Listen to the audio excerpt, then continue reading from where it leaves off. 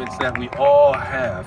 But the transformation side of baptism, it's that moment, it's celebrating. We're ready to be put on the potter's wheel and just say, Lord, shake me, do what you got to do to me. And I'm gonna be honest, it's not gonna always be easy. So we're gonna dip in the water, we're gonna come out the water, and you're not gonna have a Brinks truck up here with $1 million.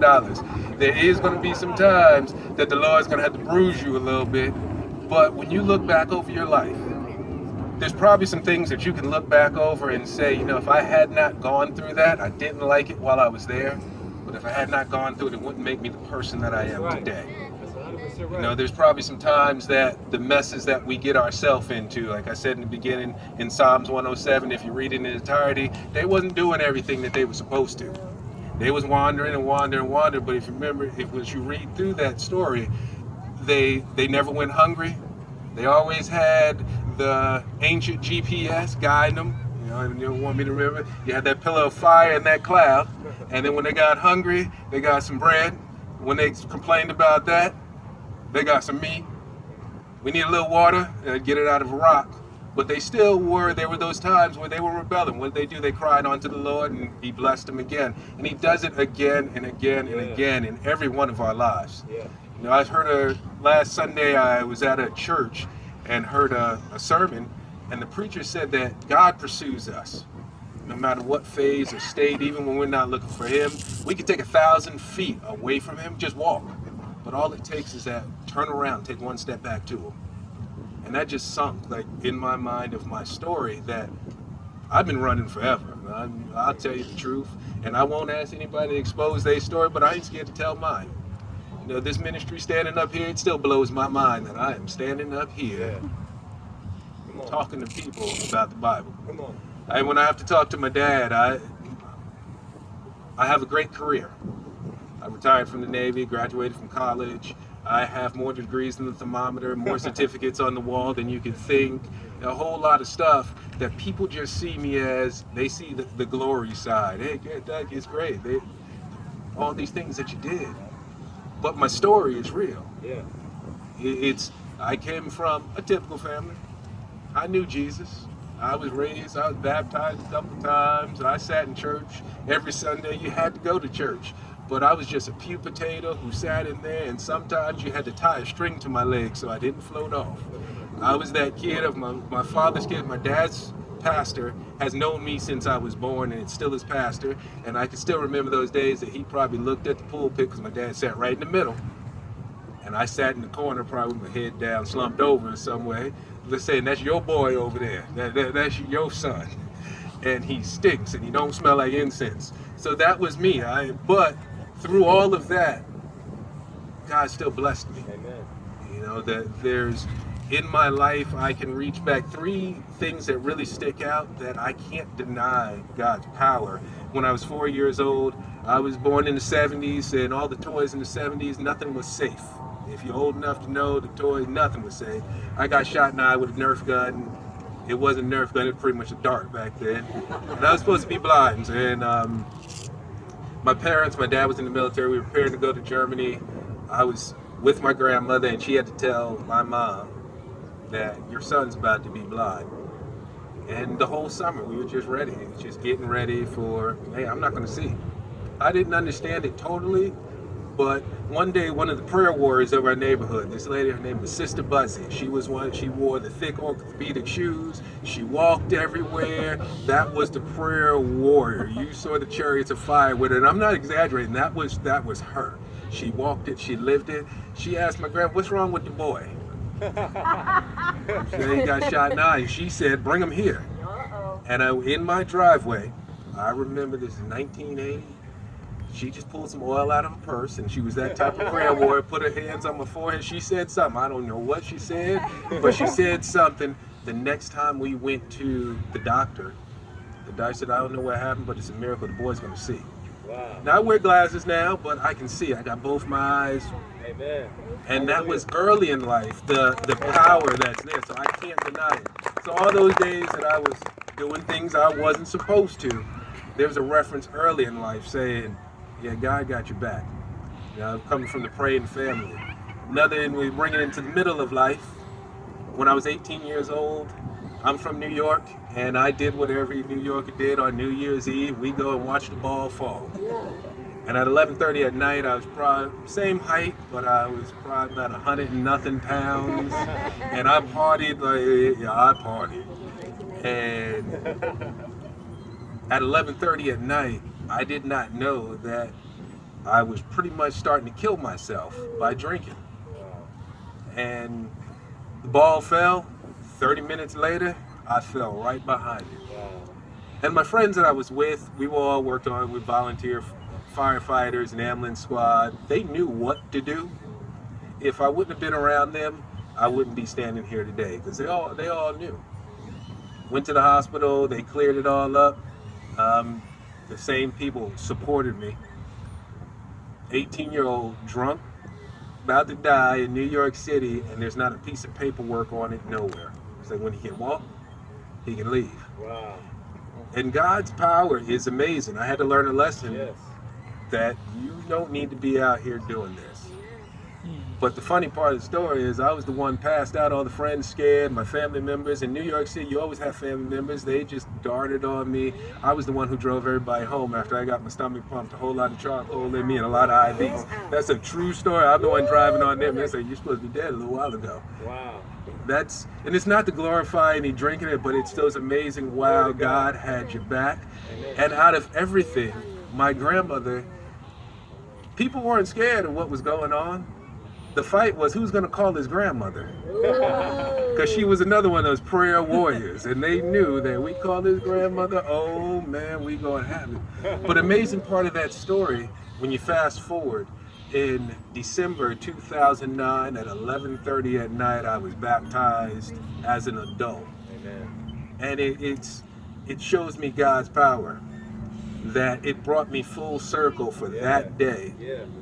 It almost like canceled out what you did, and it just burned. So baptism is very special to me. They dunked me twice. That's a true story. It's on video. They dropped me in the water, so I figured I had to shake a few things off of me. But that's traditional in the Baptist church to watch night service, but it really, it sunk in. And there, weren't on the beach. You had to put a white robe, and you had to walk the stairs behind the pulpit, and the preacher was singing, "Take me to the water, don't worry, I will not sing it out here." But it was a really special moment because I chose to be baptized at that time. And it just, again, sinking in where I could have been years before. I should have been in the grave, not here. I should be shaking like a leaf in a corner. You know, I've seen my family destroyed by drugs and alcohol. I've seen things that really should have took me out, shouldn't be standing there, but that's one of that moment of, I didn't totally surrender, but I knew that I have to take that first step forward. Right. And even that's, again, why standing up here now is mind-blowing. Because there was a pastor, I went to a revival service one time, and the pastor was preaching, and she brought the fire. The walls were shaking. It kind of scared me a little bit. And I had to go to the bathroom when she walked the room, and the person next to me said, "You scared?" I wasn't scared. I just had to go to the bathroom. I was scared. But when she met me at the end of service, she shook my hand, and she said, "I'm here to tell you, you're going to be a pastor one day." Wow. In my mind, I was nice, nice to meet you. But in my mind, I said, if you really know me, about 15 minutes, I'm going to go sin. So, and this sin has been planned all day. And it's one of those things of people speaking into your life. Yeah. You never know where you're going to be. These things, this really is a moment of awe for me to stand here. Because sometimes I don't think I'm privileged to do it. But if we need to fast forward more to recent times where I say we're in storms, we're coming out of storms, I got a storm that I call the 50 Cent. And so I can confirm this story, how many people really know this story? And if I lie about anything, please, call me out. You got to call me out here.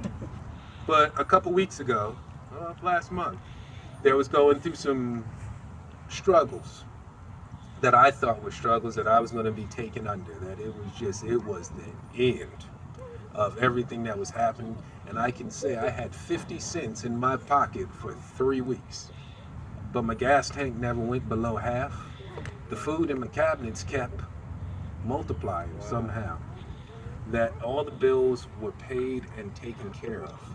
And every time I came to church, we would sit in a room, we're getting ready for the PST to serve, and I'd have to tell this story to trust people that it was mind blowing. Wow. That, man, this is not supposed to be happening. Wow. And I have to thank God. There's those powers that are there. You know, they don't always show up how we expect them to show up.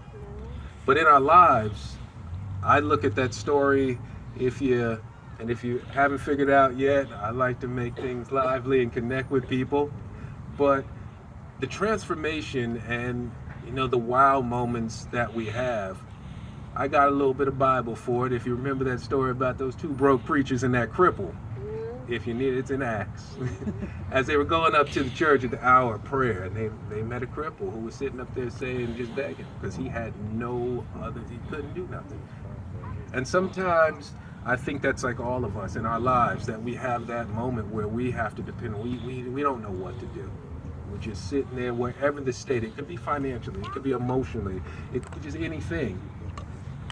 And you need that one person that's going to come up to you and say, you know, I don't have what you're asking for, but I got what you need.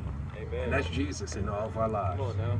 He's going to come and say, you know, you've been asking for that. You've been praying and giving me advice on what you think you need, but I'm going to give you what you need. And if you remember the story, you know, those two broke preachers said, you know, silver and gold we don't have, but I got what you need. In the name of Jesus, rise and walk.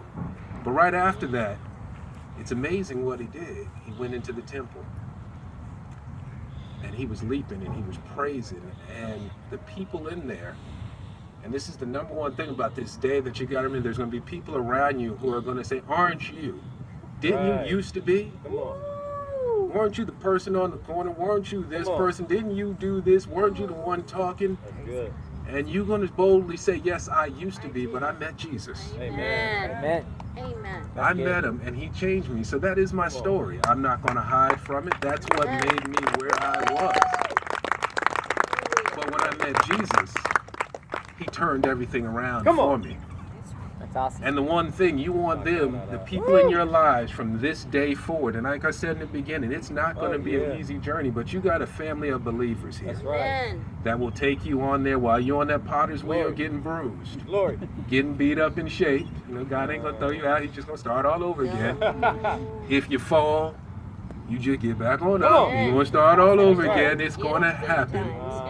But you want the people to go just like the people in the temple go, wow. What is going on? I want some of that that's in your life. Your testimony is going to be the story. You know, I could read every verse here, but every one of us, it's the story. It's this family. And that wow moment that we're going to all take from this spot and show those folks. And you got to crawl before you walk. So don't go out here trying to have, you know, seminary training. Don't go out there, because if you look at most of my Bibles, they're still tabbed out and they still marked, and I still have my cheater notes in there. But that start of, wow, I met Jesus on this road. Wow. And he's going to take me to this next level.